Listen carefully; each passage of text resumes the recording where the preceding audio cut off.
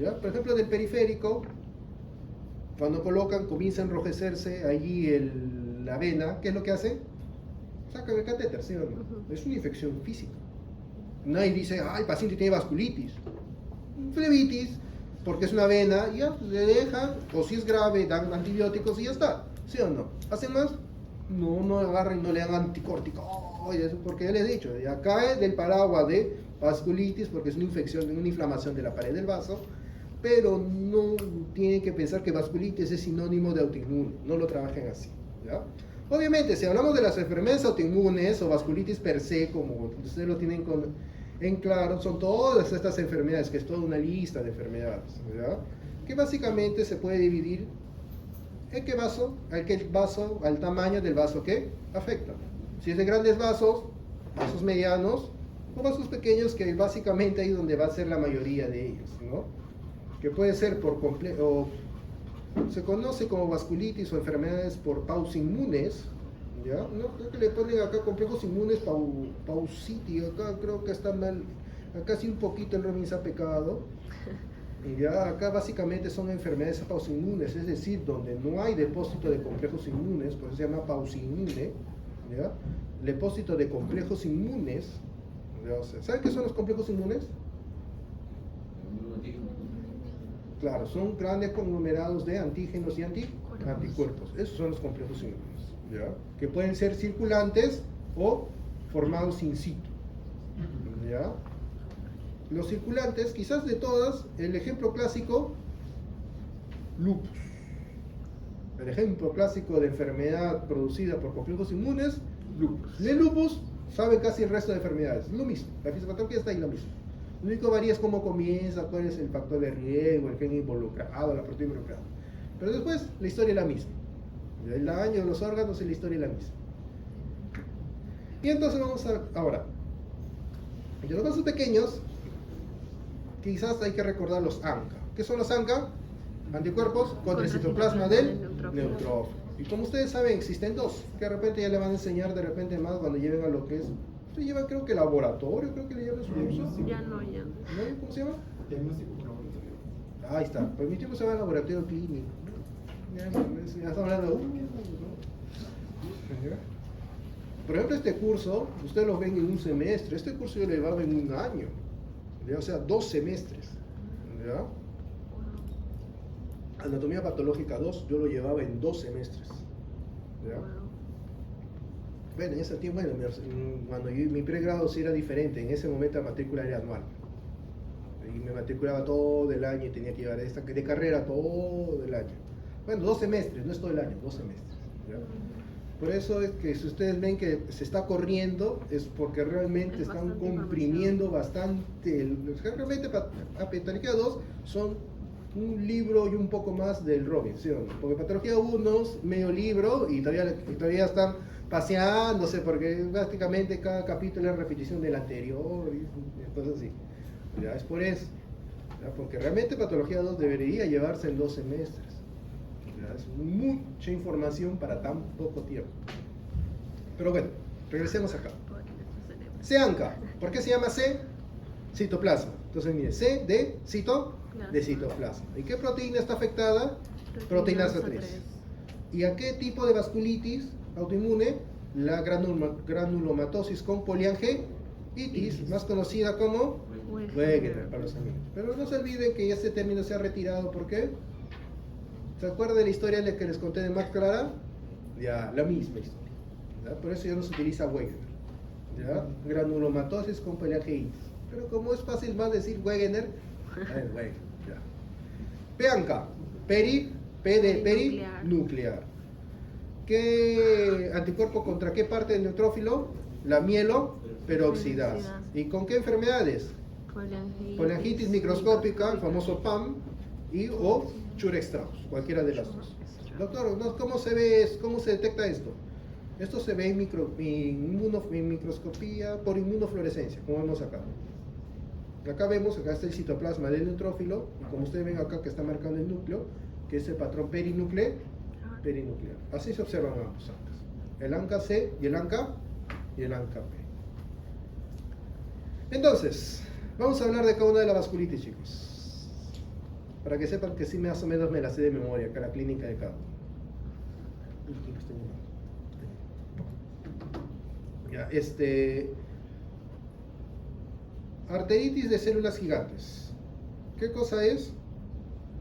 Que van a estar afectados, en este caso, vasos de gran calibre. ¿Ya? Bueno, parece que no se entiende. Ya. ¿Qué vasos son básicamente en este caso usualmente afectados? Son los vasos de cabeza y cuello. ¿Ya? Son los vasos de cabeza y cuello. Como vemos, van a ser una enfermedad que va a afectar a personas de más de 50 años. ¿Ya? Y básicamente quizás la arteria más usualmente afectada es lo que se conoce la arteria temporal. Por eso antiguamente eso también se conocía como la arteritis de la temporal. ¿Ya? La clínica va a estar asociada usualmente con dolor o cefalea, dolor de cabeza o cefalea, dependiendo de la arteria, porque por ejemplo si es una arteria oftálmica puede haber alteración de los campos de la visión, puede haber alteración motora. En general va a depender mucho de qué arteria de la cabeza va a estar afectada, ¿ya? Pero si es la externa, por ejemplo la temporal, usualmente va a producir cefalea, ¿ya? Eso es uno. Dos, Takayasu. Se le conoce como la enfermedad sin pulso, y esto suele presentarse en mujeres de menos de 40 años. Lo que yo no sé por qué en los exámenes de residentado o exámenes de ENAM les gusta preguntar Takayasu, de cuando en cuando aparece uno. Acá en Perú es raro, ¿ya? ¿Por qué es una enfermedad sin pulso? Porque en este caso lo que va a afectar usualmente van a ser o la aorta o las raíces principales de las ramas de la aorta. O sea, en este caso me refiero al tronco brachiocefálico, puede ser la carótida, la siguiente carótida, la subclavia o las arterias renales o mesentéricas. Va a depender mucho a qué nivel haya la afectación de estas arterias de gran calibre, ¿ya? Va a depender mucho la clínica, ¿ya? ¿Por qué se le dice la enfermedad sin pulso? Por ejemplo, si afecta a las raíces, en este caso las primeras tres grandes ramas de la aorta, al haber una distensión o una alteración de la capa media y de la íntima, ¿qué va a ocasionar? Que ya no se siente el pulso en los vasos. Entonces, cuando traten de encontrar el pulso de estas personas, no lo van a encontrar, ¿ya? Porque hay un endurecimiento, una respuesta inflamatoria. Y en ambos casos, chicos, las características histológicas de ambas enfermedades, ¿cuál va a ser? La presencia de células gigantes en la pared de los vasos sanguíneos. Por eso de ahí viene ese término de células gigantes. Aunque Takayasu también se encuentra, no sé por qué no le dan el nombre, supongo porque tiene su clínica diferente y sus patrones clínicos diferentes, pero en ambos casos vamos a ver qué cosa, células gigantes en la pared de los vasos sanguíneos, ¿ya? Ahora, vasos medianos, poliarteritis nodosa, conocida como PAN, acá se van a mezclar con esta que es PAM, ¿ya? Por eso digan poliarteritis nodosa y Kawasaki. Acá en Perú, chicos, puede afectar a cualquier vaso de todo el cuerpo. Va a depender mucho qué vaso, porque puede producir polineuropatía, es una enfermedad bien extraña, bien molesta. Solo que a veces suele estar asociada a otras causas. Y acá en Perú, ¿cuál creen que es la que puede producir PAN? Denle la pista, acá en Perú.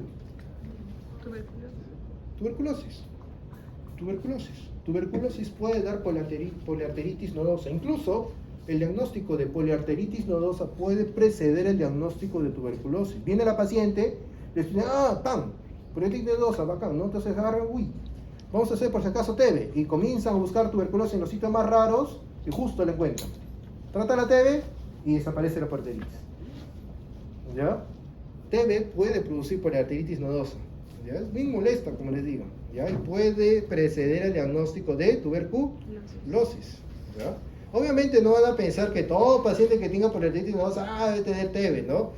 Siempre deben descartar esa causa, ¿ya? Kawasaki, chicos, que ya te está viniendo ahora en los exámenes, es una enfermedad que se presenta en niños, sobre todo niños de menores de 4 años. ¿Dónde a qué arteria le gusta afectar? Vasos coronarios. Y si afecta vasos coronarios, ¿cuál creen que es el síntoma?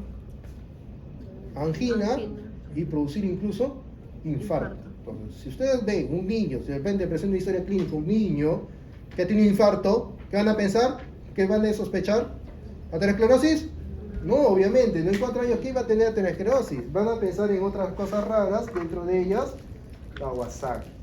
¿Cuál es la clínica clásica que precede, obviamente, a la afectación de los vasos coronarios? Lengua frambuesada, adenopatías y escleras rojas. Va a ser muy similar a veces a un resfrío. Tengan en cuenta con ese detalle. Porque si encuentran esa clínica, es muy probable que en el poco tiempo el paciente comience a tener afectación de vasos coronarios. Y si no los trata, se muere. Se muere el niño. Se muere. Pequeños vasos. Y acá es donde quizás está la mayoría de enfermedades, ¿ya? Donde tenemos Wegener, que básicamente, como ustedes, granulomatosis con poliangiitis. ¿Dónde que afecta? Pulmón y riñón. Poliarteritis microscópica, ¿qué afecta? Pulmón y riñón. ¿Cómo diferenciarían entre ambas?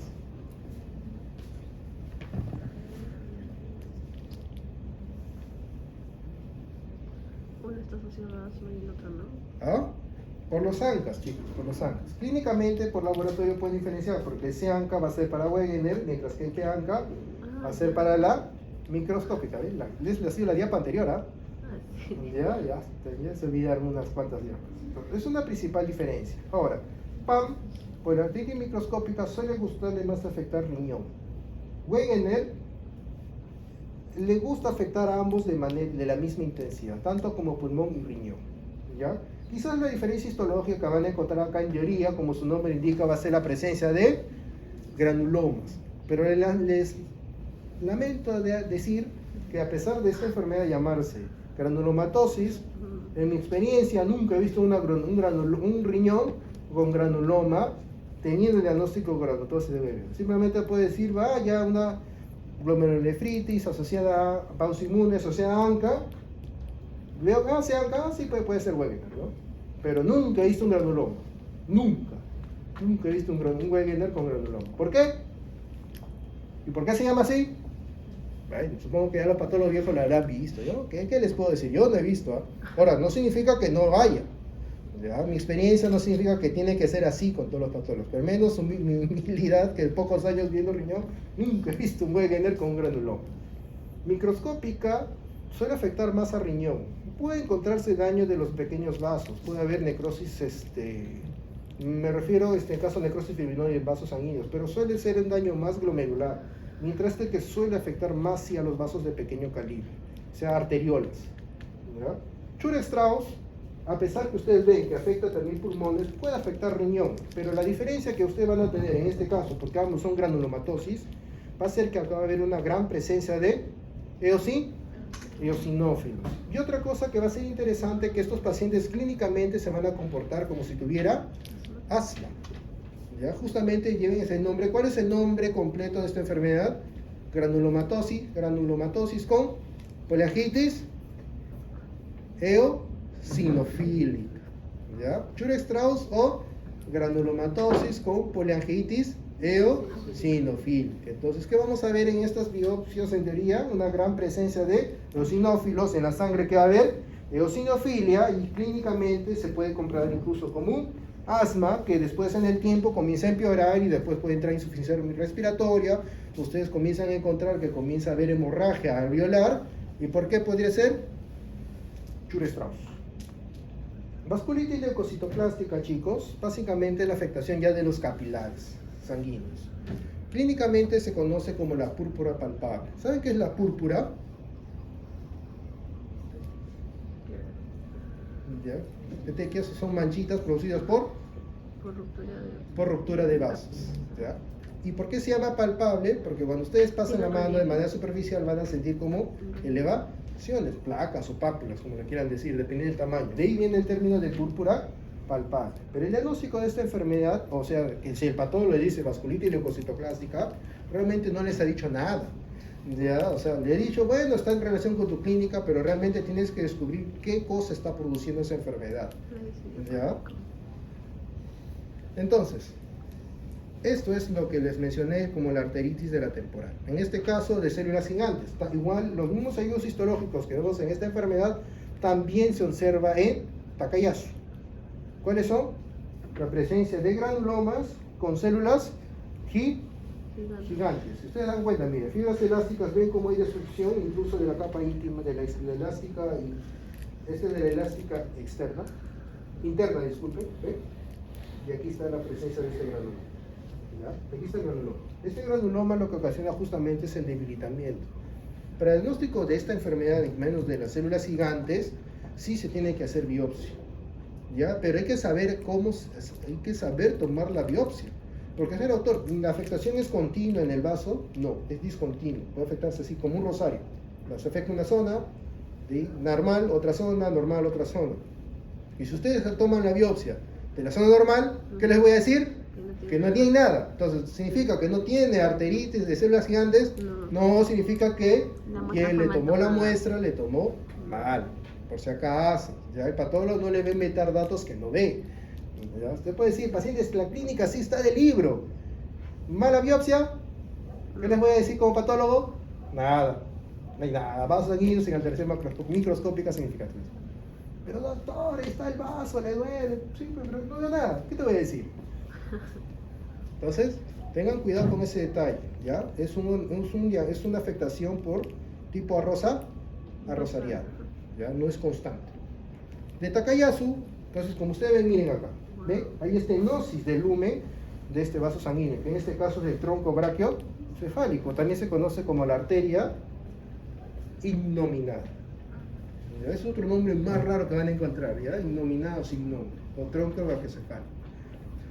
Histológicamente es lo que se ve, disminución del lumen de estas arterias. Y si histológicamente miramos al microscopio, vamos a ver lo mismo. Presencia de granulomas con células gigantes en la pared de los vasos sanguíneos. ¿Ya? Obviamente, para hacer el diagnóstico de Takayasu, pues no voy a hacerme una biopsia pues, del tronco brachiocefálico, ¿no? Ya sí es extremo, chicos. Ay, sí, ya. Es un diagnóstico más clínico. Quizás de la temporal sí se puede hacer, ¿ya? Pero del tronco brachiocefálico no. Se han dejado un brazo y media cabeza sin irrigación. ¿Ya? Un ratito de enchufo. No, chicos, tengan cuidado con estos vasos, o sea, no sean extremos, por si acaso. ¿Ya? Lo mismo, ¿ven? Pero obviamente eso ya son necropsias. ¿Qué vemos? Que hay presencia de infiltrado inflamatorio, puede haber macrófagos y lo que va a llamar la atención, ¿qué cosa es? Las células gigantes. ¿Ya? Esto obviamente puede ser, por ejemplo, en relación con PAN o con actitis microscópica o con granulomatosis de Wegener. Mirando una biopsia así, yo no les puedo decir cuál de las dos es. Eso va a depender mucho de su clínica. ¿Ya? Yo simplemente con la biopsia, si me dicen que es ANCA positivo y yo con la inmunofluorescencia veo que no brilla nada, yo les voy a decir es simplemente glomerulonefritis, pausa inmune, asociada a ANCA. Nada más les puedo decir yo con la biopsia. Y obviamente con inmunofluorescencia correspondiente. ¿Ya? No necesita todo, pero güey, de Chur-Strauss. No sé, ¿qué dice tu clínica? ¿Qué te salió? ¿ANCA? ¿PANCA? ¿Dónde me está afectando? Yo qué sé, ¿no? Yo no veo al paciente. Tú me envías la biopsia con todos los pocos datos que tengo. Entonces, así se hacen los diagnósticos. ¿Ya, chicos? Pero en este caso, ¿qué es lo que va a haber? Una destrucción de los vasos sanguíneos, como vemos en esta zona con mazón que se ve bien rojita, que corresponde a la necrosis fibrinoide, y aquí en esta zona que está señalada en la flecha, que corresponde a una creciera. Y doctor, ¿cómo se forma eso? Ya cuando lleguemos al capítulo de riñón, se los voy a explicar. Ya, no se preocupen, no les voy a dejar acá con el conocimiento. Por ahora, esa parte. Y en este caso que estamos mirando, necrosis fibrinoide de la pared de los vasos. Y esto es un hallazgo de vasculitis leucocítica. En este caso tiene un montón de eosinófilos. Miren, acá hay un vaso y acá vemos una gran cantidad de eosinófilos. ¿Ven acá? Todos estos que están acá naranjitas son eosinófilos. Por ejemplo, esto es un hallazgo que podría verse, por ejemplo, en Chur-Strauss. ¿Ya? Porque justamente puede verse vasculitis, como vemos acá, porque este es un vaso con necrosis fibrinoide en la pared, que es vasculitis, y la presencia de un intenso infiltrado inflamatorio eosinofílico. Y si vemos la biopsia, ¿qué piensa que es clínica de Chur-Strauss? Sí, ya, Chur-Strauss. Puede ser. Un vaso sanguíneo que vemos que está completamente obliterado por la necrosis fibrinoide y un intenso infiltrado inflamatorio en la pared, que quizás en este caso es un hallazgo más leve. ¿Qué órgano es este?